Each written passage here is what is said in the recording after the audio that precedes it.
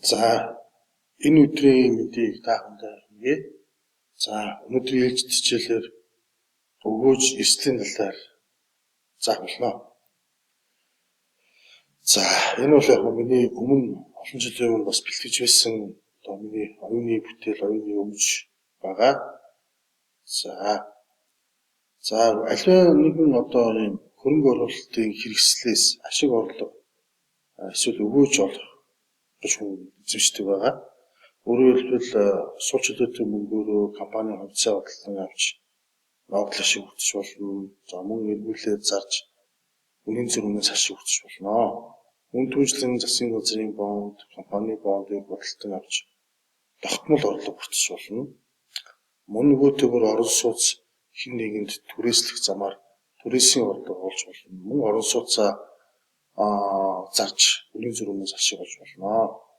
За мөн түүжлэн оюуны эрх хэмж патенттай худалдаж эсвэл тодорхой хэмжээгээр ашиглуулж роялти төлбөр олгож болдог байгаа.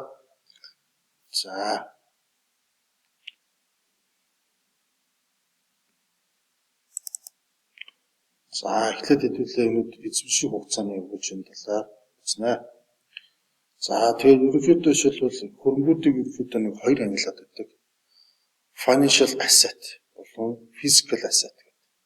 За financial asset-тай хувьцаа бонд орж авдаг бөгөөд жишээлбэл хувьцаанаас ногдол ашиг, за бондоос хүүхэн орлого бол орчдөг. За мөн түүжлэн хувьцаанаас ус үнийн зөрүүний ашигыг олгох хэрэгтэй байдаг. За тэгвэл physical asset болох бодит хөрөнгө буюу газар байшин машинаас бол үнийн зөрүүнээс ашиг олж болно. За түрээсийн орлого олж болно. За өгөөж гэж юу вэ? Хөрөнгийг эзэмшигч өөрөө оруулсан хөрөнгө оруулалтаас буюу худалдаа авсан хөрөнгөөсөө тодорхой хугацааны туршид олсон ашиг буюу алдагдлыг өгөөж үздэг.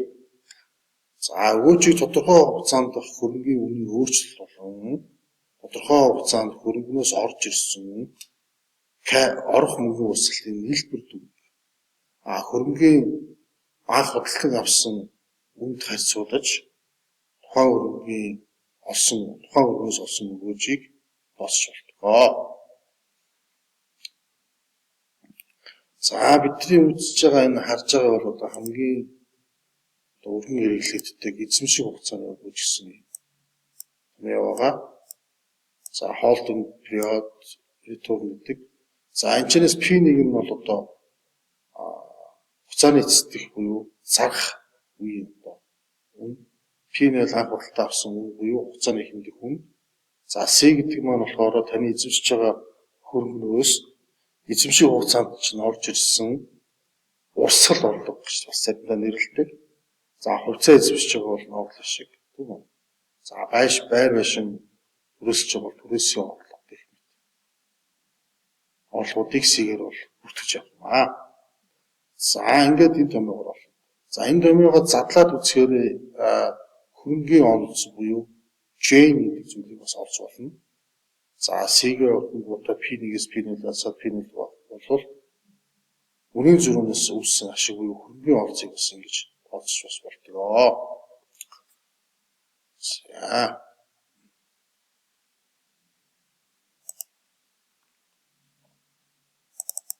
За энэ дээр нэг жишээ авсан байна. 2021 оны 1 сард Сүү компани хувьцаа нэг ширхэг хувьцаа 200 төгрөгөөр худалдаж авсан. 21 оны 12 сард 640 төгрөгөөр зарсан гэж. Ногдол ашиг олгоогүй суулгах байна. За энэ зүгээр бодит биш. Демо кейс гэдэг таагүй маань анзаараарай. За хэдэн хувийн өгөөж авсан бэ гэдэг тооцсон. За тэгэх юм бол зарсан буюу хугацааны эцэстэх үн 640 хасдан хугацааны ихэнх үн буюу худалдаа авсан үн.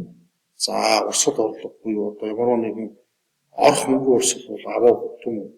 За тэг яах худалдаа авсан үйлсүүдээ харьцуулсан. Ингээд 220% өгөөжийг хүртсэн байна. За хэдүүлээ. За энэ үйлчлэнгээр эзэмших хугацааны өгөөжийг бол маш олон цаг хугацааны үйлчлүүд дээр олж болно. Тийм ээ? За одоо энэ бол daily буюу одоо өдөр тутмын одоо хугацааны өгөөжүүдийг тооцсон жишээ нь харуулж байна.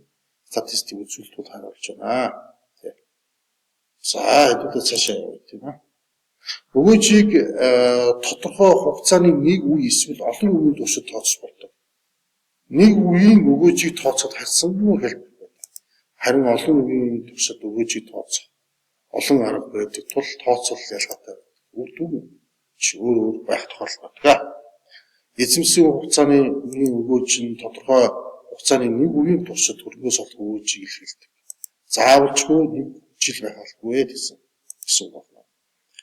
Өнөөдөр би суу хувьцат компанийн хувьцааг худалдаж аваад маргаас зарж байна. Тэгэх юм бол би нэг өдрийн эзэмших хугацааныхаа өгөөжийг олно. 7 хоногийн туршид эзэмшээд зарвал би 7 хоногийн тооцоолол хийх явж байна тийм ээ. За үндсэн томьёо маань энэ хэвээрэл байна. Энэ томьёо маань ажиллана. За хугацааны үйлчлэл маань энэ дөрвөн үйлчлэл хуваагдаж болох гэдэг байхгүй юу? Хамгийн багадаа өдөр, дараа нь 7 хоног, дараа нь сар, дараа жил. За эсвэл бодит үр дүн таамагласан үр дүнд хүрээгүй бол алдагдал аюул хөлтэй болдог гэж үздэг.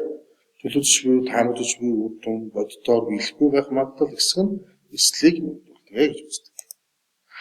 Эртний одоо латин хэлний risk гэдэг үгнээс эрсдэл гэдэг үгийг гаралтай гэж үздэг байна. Эрсдэл гэдэг ойлголт буюу risk гэдэг үг маань аюул хохирол гэдэг утгыг шууд агуулж байдаг. Эрсдлийн талаар бол маш олон төрлийн тодорхойлолтуудыг та бүхэнд хэлж ярьж болно. Тодорхойгүй мэдээллийг ашиглаж шийдвэр гаргах юм бол эрсдэлтэй очих болно гэж үздэг. Эрсдэл гэдэг бол алдагдал, хохирол, сүр үр дүн хүлээж болшгүй байдлыг хэлдэг байна. Нөгөө тэгвэр тодорхой байдал нөхцөл өгөөжийг хэлбэлзэл хүлээж буй үр дүнгийн хэлбэлзлийг мөн эрсдэлгээс нэрлэдэг байна гэж. За тэгээ хөрөнгө оруулалтын олон төрлийн хэрэгслүүд дээр эрсдэл гэдэг зүйлийг ярьж эхэлдэг. Жишээлбэл засгийн газрын бонд бол хөрөнгө оруулалтын хувьд эрсдэл нь тэг буюу эрсдэлгүй гэж үздэг. Яагаад гэвэл засгийн газар давхарахгүй гэж үздэг холбоотой. За харин компани хувьцаа бол харьцангуй эрсдэлтэй өрнө болдог. Компани давхарч болно, ноогд шиг олохгүй байж болно хэмжлэн.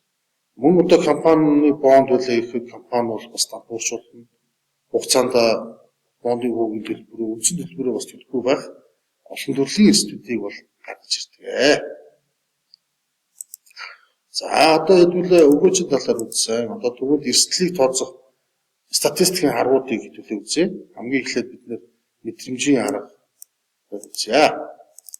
За мэдрэмжийн аргыг бол англиар англиар range буюу range гэж нэрлэдэг, монголоор далайц гэж нэрлэдэг. За range-ийг олохдоо бол маш энгийн. За range буюу энэ далайц хэлбэлцлийн үрийг олохдоо тухайн өгөөжүүд тухайн одоо хөрөнгө оруулалтаас авч болох хамгийн их үр дүнгийг тодорхойлоод тухайн хөрөнгө оруулалтаас авч болох хамгийн бага үр дүнг тодорхойлоод ингээд хамгийн их үр дүнгээс хамгийн бага үр дүнг хасаад энэ хоёрын зүрэг олоход энэ хэлбэлцлийн үрээ буюу далайц олдож байгаа. Англиар range. За энэ range-ийн утга их байх тусмаа тухайн хөрөнгө оруулалтын хэрэгсэл тухайн хөрөнгө оруулалт эрсдэл өндөртэй байна гэж үздэг. Эсвэргээрээ буюу range буюу хэлбэлцлийн хүрээ бага байх юм бол тухайн хөрөнгө оруулалт эрсдлийн хувьд бага байна гэж үздэг юм аа. За жишээ А хувьцаанаас хүртэх хамгийн бага өгөөж 10%, хамгийн ихтэй 20% өгөөж хүрчих болно. Тэгвэл range болъё 20-аас 10. Range 10 байна. За энэ мэтлэнгээр тооцсон. За би түрүүн аксиомыг хэлчихсэн. Та бүхэн дахиад нэг хараад аваарай.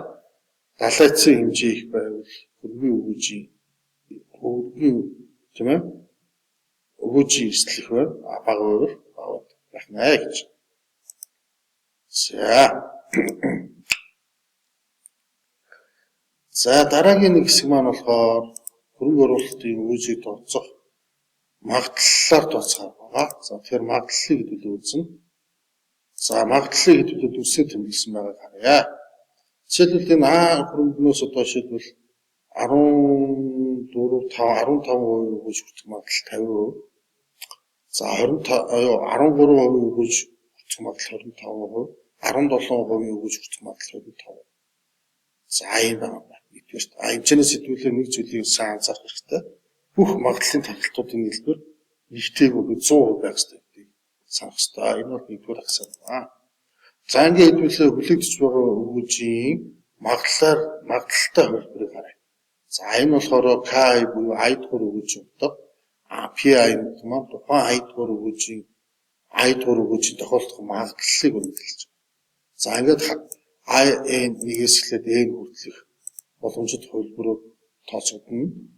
За ингээд одоо I-р одоо тийм ээ өгөөжийн таарах магадлал, биелэх магадлалыг үржих гэх мэтлэнгээр N хүртэл тэр нийлбэрийг авбал хүлээгдэж байгаа өгөөжийн утга ашигнэ. За тухайн хөрөнгөөс ирээдүйд орж ирэх өгөөжийг таамаглаж буй өгөөж гэж нэрлэдэг. Гэхдээ ирээдүйд олох боломжтой өгөөжийн утгуудыг тэдний тодорхой тохиолдох магадлалаар харгалзан жинэлж дундаж өгөх болно гэж. За тэгвэл хэдүүлээ нэг жишээ бодож үзье. Эдийн засгийн төлөв байдал сайн байвал хувьцаанаас ирэх жил 17% өгөөж хүртэж болно. Магадлал нь 25. Энгийн байвал 15% өгөөжийг хүртэх магадлал нь тохиолдох магадлал нь 50%. За муу байвал 13% өгөөж авах боломжтой магадлал нь 25. За тэгвэл өмнөх томьёоныхоо жишг дагуу өгөөжийн утгыг тохиолдох магадлалаар бүржиж бүх боломжит утгуудынхаа нийлбэрийг болвол тухайн одоо хөрөнгө оруулалтын эрсдлийн хүлээгдэж байгаа өгөөж гэрчнэ гэж. За тэгэхээр одоо хамгийн нийлбэрт нь сайн тохиолдолд 17% өгөөж байна. 25% магадлал биелэх боломжтой тийм ээ. За өгч гсэн байна. 15% өгөөж биелэх магадлал 50%, 13% өгөөж биелэх магадлал 5%. За ингээд үржрүүдээр нийлбэр болоод 14%. За энэ бол одоо хүлээгдэж байгаа өгөөж нь 14% гэж гарчиж байна. За дараагийн нэг арга нь болохоор хүлээгдэж байгаа өгөөжийг тооцох магадлалгүйгээр тооцдог арга байна. За энэ арга маань болохоор өнгөрсөн цаг хугацааны өгөөжийн мэдээлэлт буюу historical data-нд суулдаг хүлээгдэж байгаа өгөөжийг олдог юм арга байна. За энэ аргын ерөнхий томьёог бол хэдүүлээ сая харсан. Өгөөжийн утгуудын нийлбэрийг өгөөжийн одоо тэр нийт одоо тоон утгын N-д хувааж олдог байна. За хэдүүлээ харцгаая. Жишээлбэл B хувьцааны эх жилийн хүлээгдэж байгаа өгөөжийг хэдүүл олъё. Эх жил гэдэг нь 2016. Тэгтэл 2010-аас 2015 оны хооронд нийтдээ 6 жилийн хугацаанд B хувьцааны бодит биелэл болж байсан actual annual return-ыг хэдүүлээ харж байна. 10 онд 20 он, 20%, 11 онд 25% гэж болчихсон. За гихэмжлэнгээр 6 жилийн өгөөжийг хэдүүлээ мэдж байгаа бол эх жилийн өгөөжийг хүлээгдэж байгаа өгөөжийг энэ аргаар тооцож болно.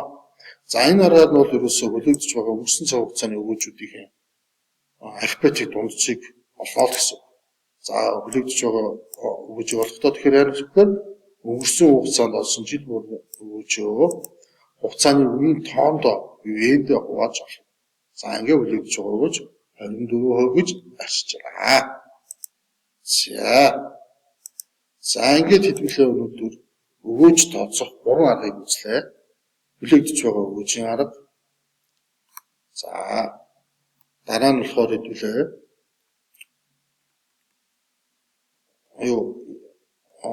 эзэмших хугацааны өгөөжийн арга. За хүлээгдэж байгаа өгөөжийн арга одон талаар үзлээ. Дараагийн удаа хэдүүлээ эрсдлийн талаар илүү дэлгэрэнгүй авч үзэх болно.